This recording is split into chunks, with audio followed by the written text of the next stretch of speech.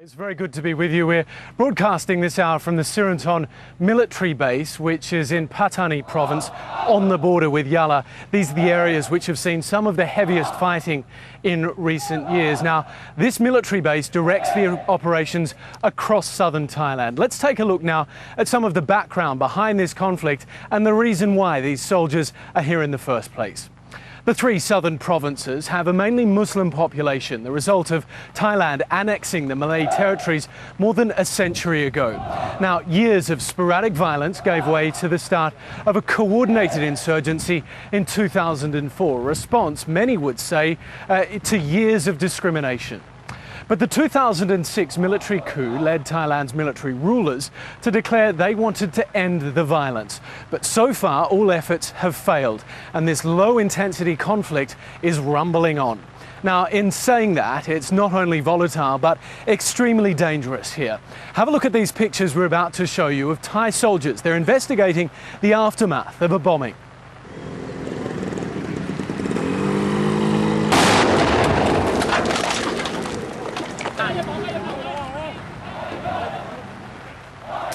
Well, that was a secondary explosion that you just saw there, and that's a tactic which is used by other armed groups elsewhere in the world. It is, of course, though, civilians who are caught up in the middle of all of this conflict, in an environment where nobody knows who's responsible for the violence, mistrust and, of course, suspicion dominate here. It's claimed that a number of locals have simply disappeared. Now, the result of being picked up, it's claimed by the authorities and again claimed that they haven't been seen since. Now, Human Rights Watch has documented 22 specific cases, but anecdotal evidence suggests the real figure could in fact be much higher. Al Jazeera's David Hawkins has this report. 3 years ago, 4 young men left their village near Patani and drove into town to a coffee house.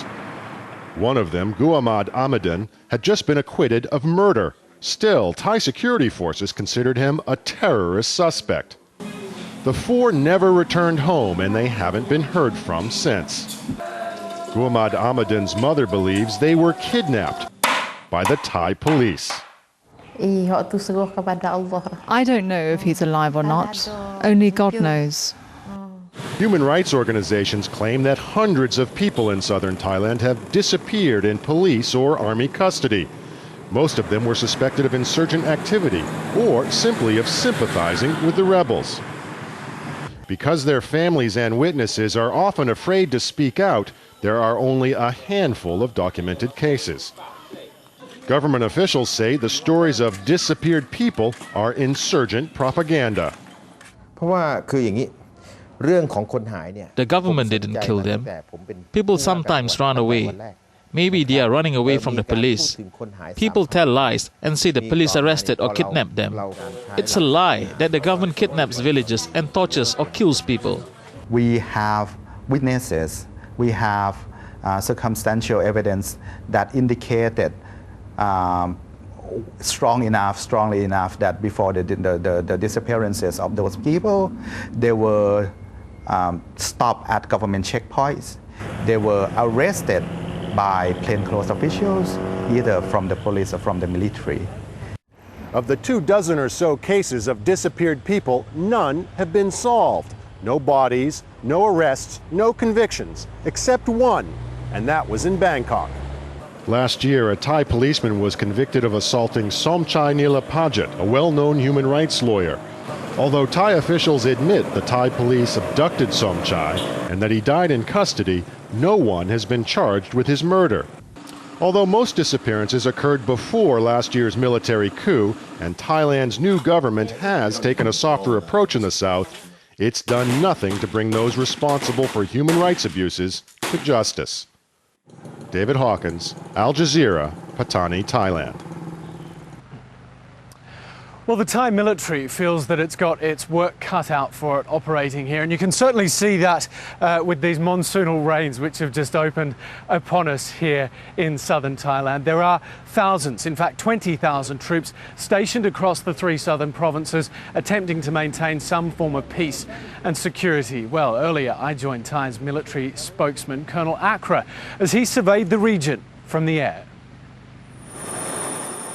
Flying out over Thailand's 3 southern provinces, Colonel Akra Tiparot surveys a region in fear. Regular bombings and sporadic gunfights make this a difficult home for the civilian population. The colonel is the public face of some 20,000 Thai soldiers promising to bring peace, but so far solutions have been difficult to find. ทำได้2 ลักษณะคืออย่างแรกเจ้าหน้าที่จะต้องควบคุม There are 2 ways of stopping the violence. Firstly, the officers have to control the situation. Secondly, the local people need to protect themselves. The colonel is visiting business leaders in Hat Yai. It's a difficult crowd. Violence has damaged the economy. It has also dented spirits. Any perception of peace here is at the moment nothing more than a temporary and nervous sense of calm. Well, that wraps up the coverage from here in Patani just for the moment. Now, this coverage is going to continue for the next couple of days, however, and tomorrow we'll be back with more, looking at how the conflict here is affecting the local population. And it certainly is having a pretty big effect on those trying to lead an ordinary life here in southern Thailand.